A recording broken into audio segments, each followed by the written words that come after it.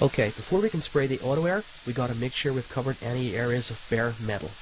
We're just using an etching primer. Obviously the auto air is water based, so it's not a good idea to shoot it over bare metal. We're just using the etching primer to seal in any areas of bare metal.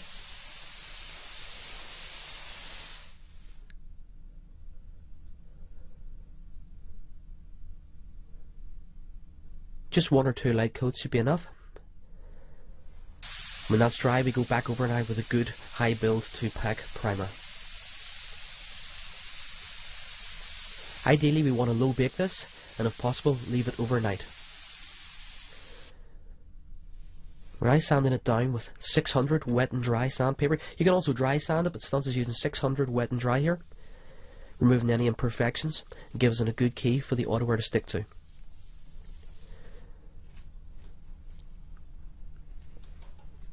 Make sure everything's masked up and locked down. We're ready to spray. I'm using the 4000 series base coat sealer dark with no reducer, and I'm going to apply 2 or 3 light coats.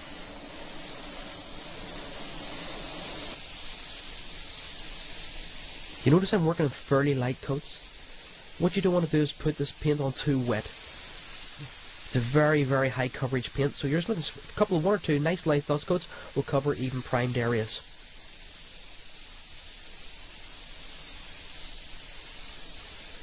When you finish your first coat, you heat set it, and it should look very mottled. Don't be alarmed by this. This is perfectly natural, but it is important. The second coat is going to cover all this. Now I'm just applying the second coat. It looks like I'm putting it on pretty wet here, but that's just the sheen from the oven lights. I'm still actually putting on a fairly light coat here. I'm using about 1.5 quarts, that's about 1.5 liters, to do the whole car.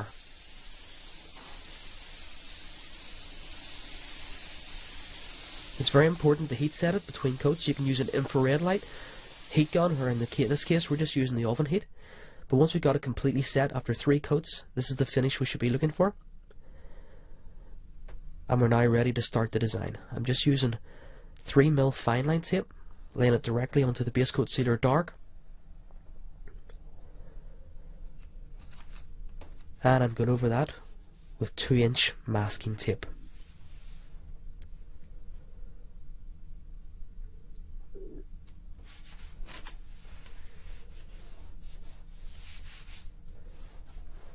I'm using a scalpel with a 10A blade, and I'm cutting directly on top of the fine line tape.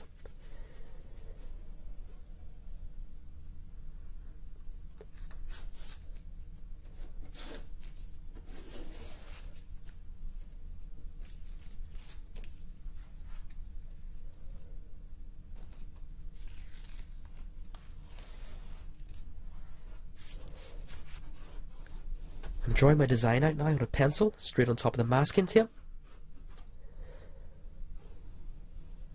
And when I'm happy with the overall look, I'm just going to cut it out and weed it out.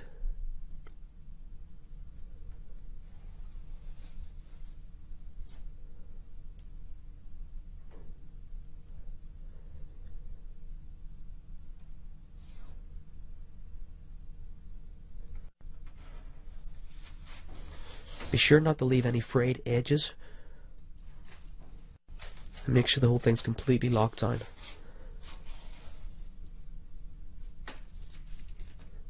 It takes a lot longer to fix underspray than it does to actually prevent it in the first place, so make sure you've got everything patted down.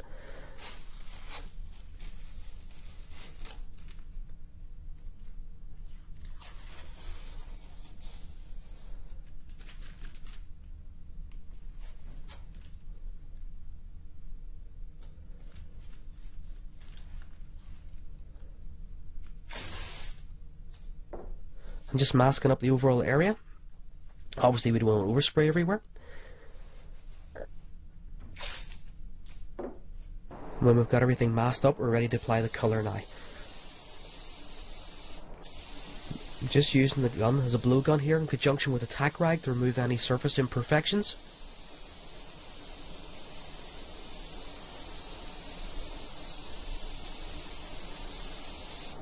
And now I'm ready to spray pearl black. You can see by the overspray and the masking tape just how light I'm actually working here. Just two very light coats will give us perfect coverage. I'm using about 10 ounces or a quarter of a litre here for both sides and the front. So it's not a lot of paint, I'm just keeping it very, very light.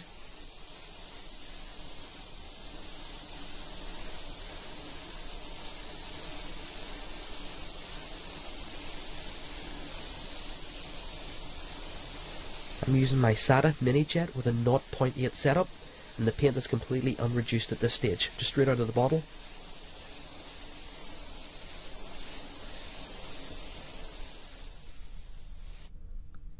When I've got the two coats on and heat cured it, we're just starting to lay down the checkered design now.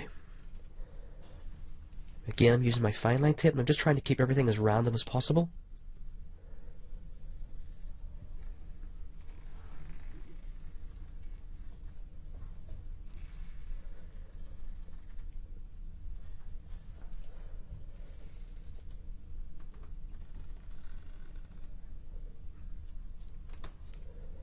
When I'm happy with the design, I lock everything down with inch and 2-inch tape. And again, I'm just cutting the tape directly on top of the fine line tape. Taking care that I've got everything locked down.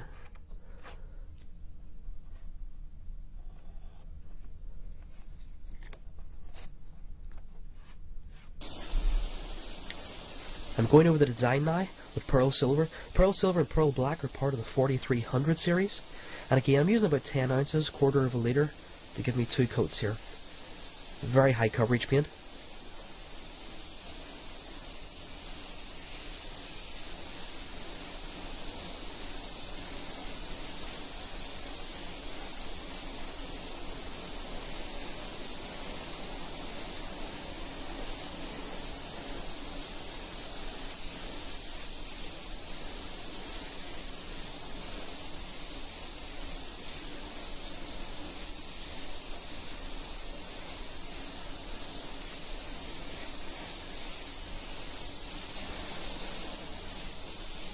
Going in now with a second coat.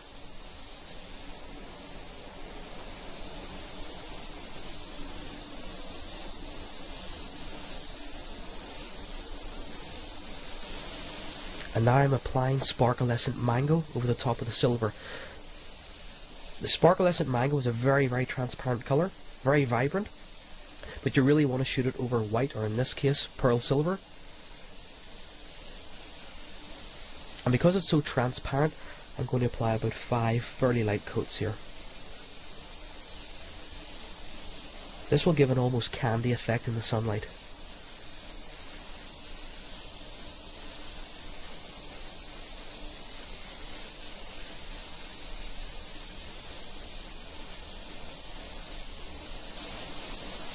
And there's the fifth and last coat going on. And you notice I'm just fading it over the top of the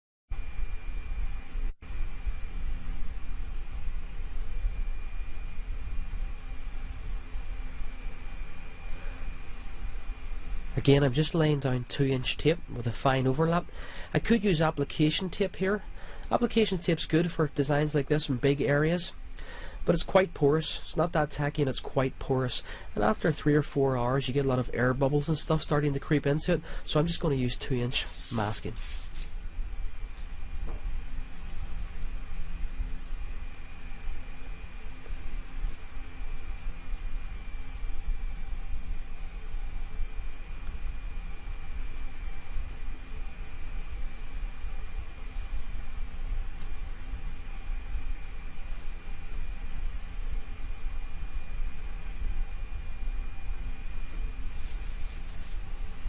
Keep your overlaps down to a minimum.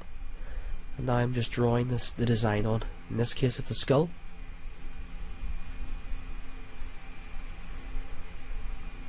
Obviously if I need to make any corrections at this stage I can just use a rubber.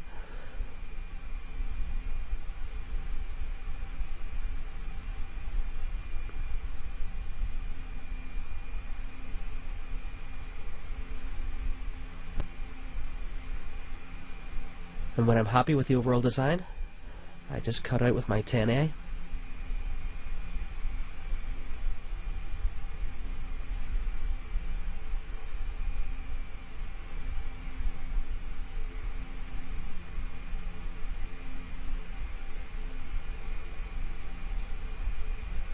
and just weed out the eyes and the nostrils.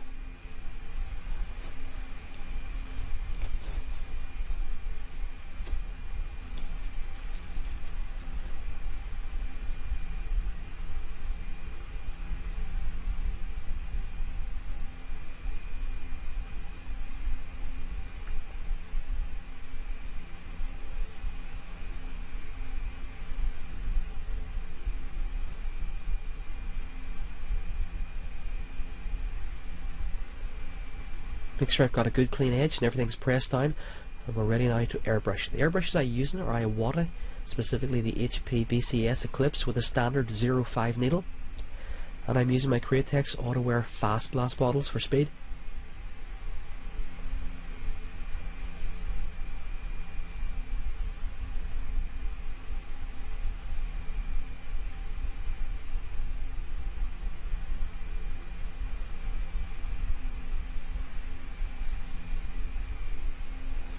And the first colour I'm using is transparent root beer.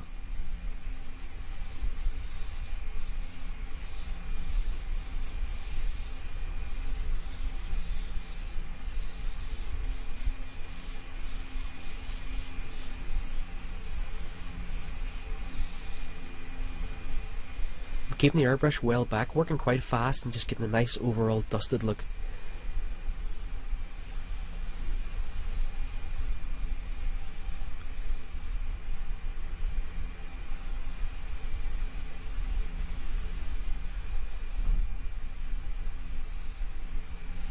This is another one of the reasons why I use the Fast Blast bottles. If you imagine using a chrome side cup or a top feed airbrush, when you're using the airbrush at this angle you could get a lot of paint spillage everywhere. I just find the Fast Blast bottles are a lot quicker for me, and I don't have to worry about any paint spillage. Not being too fussy at this stage, just trying to get the paint in as quickly as possible. You can just see how transparent this root beer actually is. I'm using it completely unreduced, just straight out of the bottle. And I'll be using transparents for the entire mural.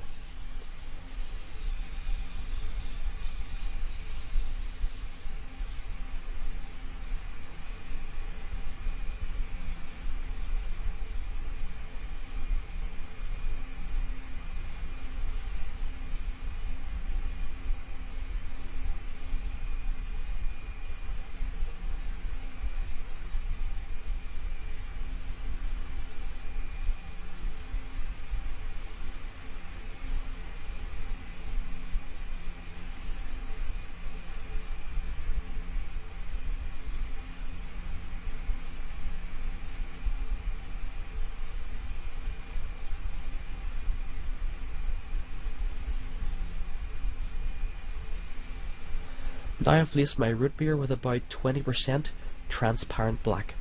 This is just to establish a darker area around the cuts.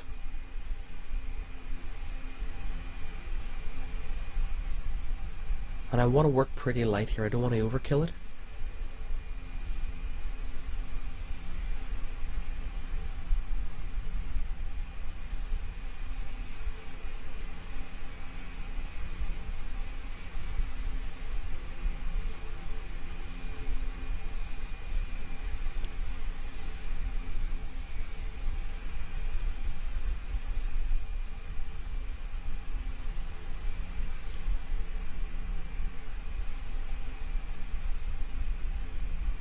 You can just see the darker areas now starting to form up.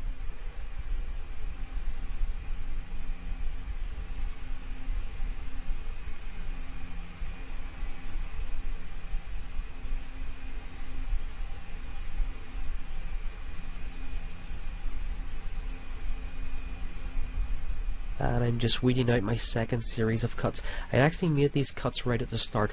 The reason why I cut them at the start is with all the overspray, sometimes it can be a bit hard to see them. They're a bit diffused. So I made these cuts right at the start and I'm just weeding them out now.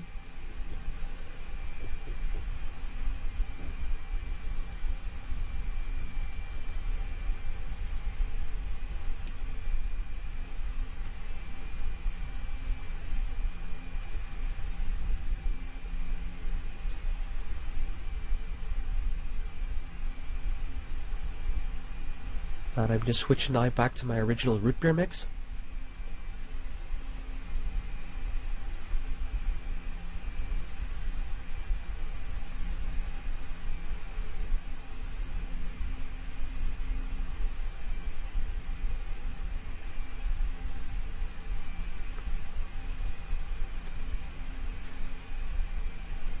Another great advantage of water-based over the solvent-based is the mill thickness of the paint.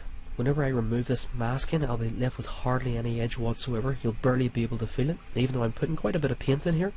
With the old solvents stuff, it just seems to give you a bit more of a big build-up. It's not the end of the world, but it just takes a bit more clear to cover them.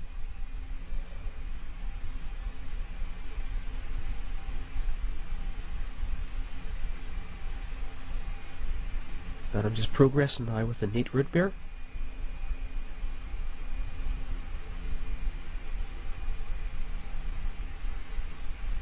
I've removed all the masking now, and I'm just starting to freehand some scallops and shapes in. Again, I'm still with the root beer. I'm spraying about 40 psi here with the 0.5.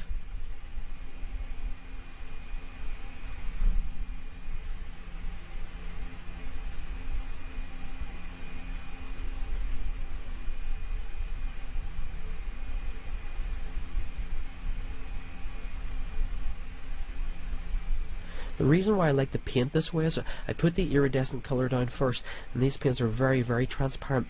So as the light passes through the root beer and the orange or whatever, it interacts with the iridescent underneath, so the whole mural shimmers. Gives you a very, very deep... The colours look really saturated, very, very bright in the sunlight.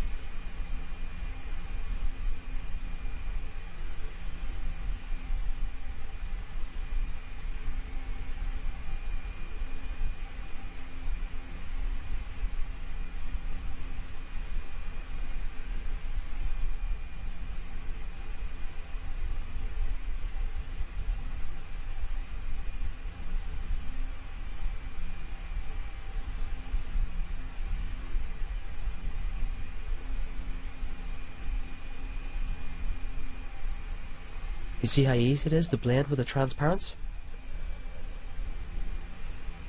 Progressing a bit further now, and amazingly at this stage I've used about 1.5 or 2 ounces of paint for the whole mural.